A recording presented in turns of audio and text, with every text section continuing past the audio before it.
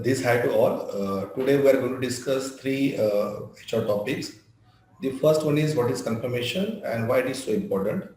The second one is what is exit, types of exit. And the third one is attrition and how to analyze the attrition.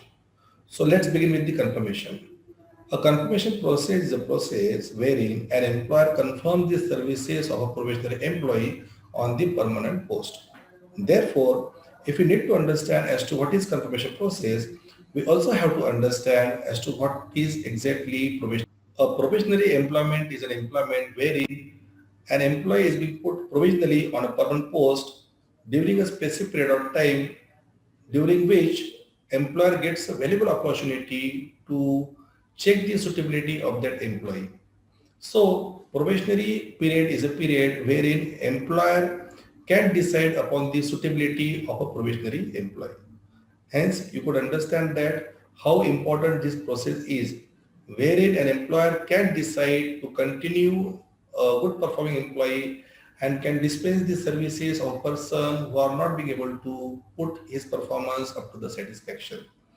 Therefore, during the particular probation period, employer keep close monitoring on the performance criteria of a probationary employee.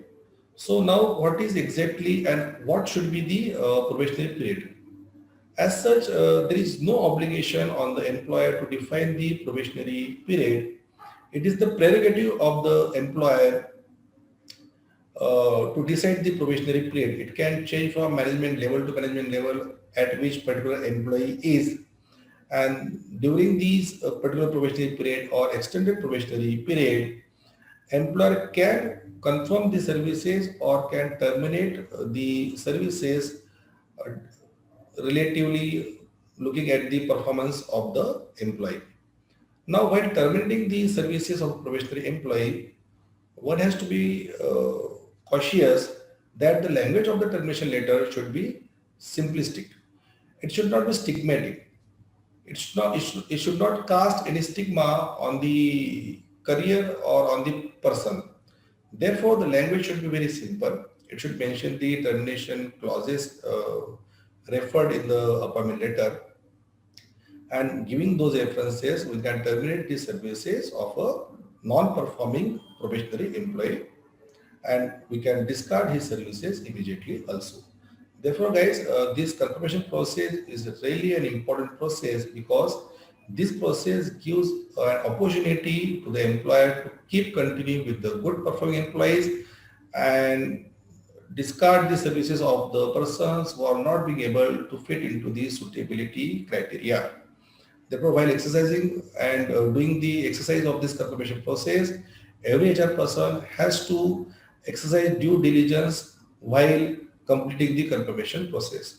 So I hope that by this time you must be aware of as to how this particular process is important. The second topic is exit and types of exit.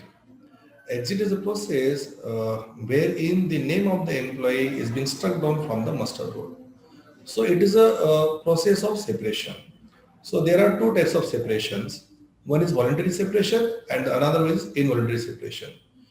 In voluntary separation, the desire to quit the organization is being initiated by the employee itself. It may be in the form of resignation wherein he expresses his desire. In voluntary separation, it is the desire of an employee to quit the organization. And in involuntary separation, it is the employer initiation to separate the employees. So these are the two basic differences between the voluntary and the involuntary.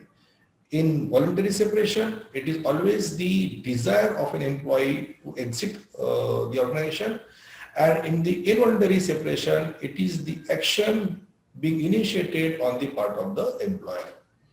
So now since separation is a critical process, one need to also understand the technicalities involved into it. Whether it is a voluntary separation or whether it is a involuntary separation. It involves a lot of steps, technical things and documentation part also. As such, in voluntary separation, when an employee puts up his paper or resignation, it is on the employer side to reply on those resignation. He has to either reject it, approve it, thereafter the relieving process. In voluntary separation, when an employee puts up his resignation, it is on the part of employer to reply to that resignation. He has to either approve it, reject it, whatever it may be, he has to reply on that resignation process. So in the same way, in involuntary separations also, whether it may be in the form of discharge, dismissal, terminations, or layoff, retrenchment, there are a lot of technical things being involved. And in the same way, in involuntary separations, whether it may be in the form of discharge, dismissal, layoff, retrenchment, lot of technical things are being involved. So therefore, before initiating this separation, one has to see that he knows each and every technical aspects of those separations. Because if the separation is being handled out carefully, then you can avoid a lot of disputes thereafter. And since involuntary separations like retrenchments, and involuntary separations like layoff, retrenchments are being handled by or being provisioned into different labor laws. So one has to be very much clear about each and every step of those provisions before initiating the layoffs, retrenchments, or even the normal separation also.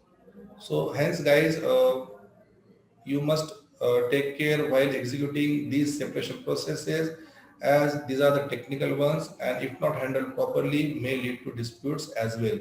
Because as you join an employee, you have to sometime exit him or her from the system. So while exiting him or her from the system, we have to take care that it should be a peaceful experience for that employee also, and on the part of employer, it should not have any dispute later on. So therefore, guys, please take care while executing these separation processes, and please go into more details about these separation processes as it may be mentioned into your company's policies or into different labor laws. The third topic is attrition and how to analyze it. Attrition is a word which every HR professional must have been heard of in his career. And for most, it is a very painful area because attrition is a rate of quitting the organization by employees. And quitting the organization by employees is always a matter of concern for the HR persons, because the rate at which these employees are quitting the organization may suggest, or it may be a sign of attrition is a rate of quitting the organizations by employees. And for every HR, it has been always a matter of concern when in large number the employees quit the organizations, because attrition itself suggests a lot of things about an organization. It may give you signals key these are your pain areas, because one of the major aspect of HR is to stabilize the workforce, because until unless you have a stabilized workforce, you cannot expect to, because until unless you have a stabilized workforce, you cannot expect to have a desired output from those employees. So stability gives you consistency in the performances. So let's see what is this attrition. So as I earlier said, that attrition is a rate of quitting the organization by employees. So whether it is good or bad. So guys, as normally it is being connoted that attrition is a matter of concern, actually it is not. If it is up to an extent, and that too of a selective employees who are not, and if it is of a selective employees who are not being able to put up their best performance, and if those employees are going out of these organization, then to the certain extent it is good for the organization as well. But at the same time, whether organization is lacking into certain things to retain the employees, that is what one has to look into these attrition numbers. So attrition happens at different levels. Attrition happens at different stages. So one has to look into it wholesomely. Likewise, attrition for entry level Likewise, attrition of entry-level employees is a different matter. Attrition of junior or middle management is a different matter. Attrition of key employees or senior employees is a different matter. Attrition in the sense of gender ratio is also a different matter. So attrition is impacting you at very different levels as per the kind of attrition is happening into your organizations.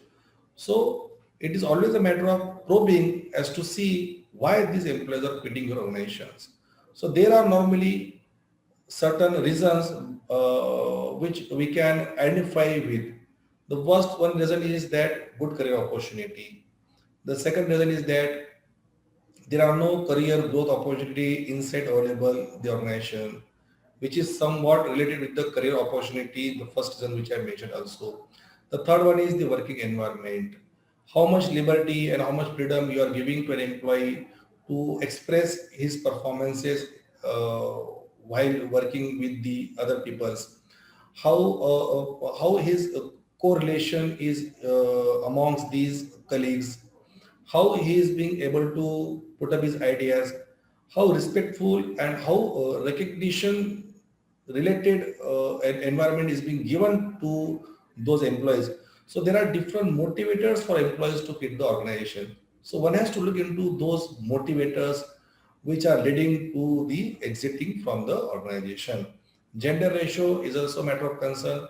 How you are managing that diversity into your organization, and how much your organization is safe and giving an atmosphere or a working culture wherein those gender ratio are also being able to put their potential without being having a feeling of ignorance.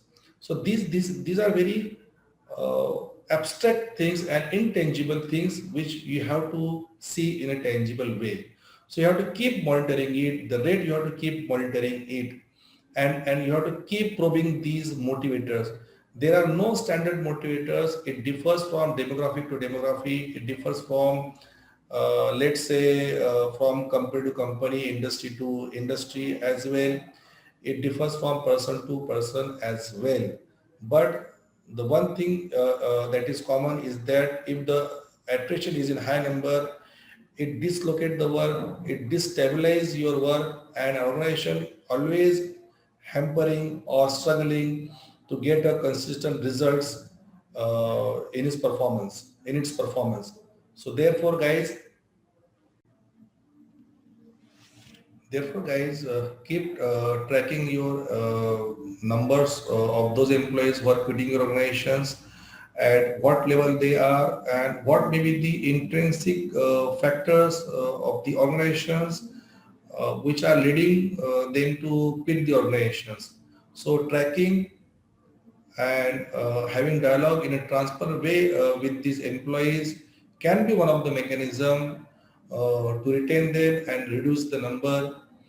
Always try to build a working environment and always try to build a working environment of respect and recognition for these employees. Be competitive in the industry and try to retain good key performers or star performers of your organizations. Have a career growth plan with them and manage and follow that growth plan exactly as you mention into it, so that they will be having a faith in you and will be there with you for a longer period of time. So guys, we have discussed today three topics of HR. One is what is confirmation, second one is what is exit, types of exit, and third one is attrition and how to analysis that attrition. So I hope that the discussion that we have today will help you to gain a good knowledge about how to handle these things into your day-to-day operations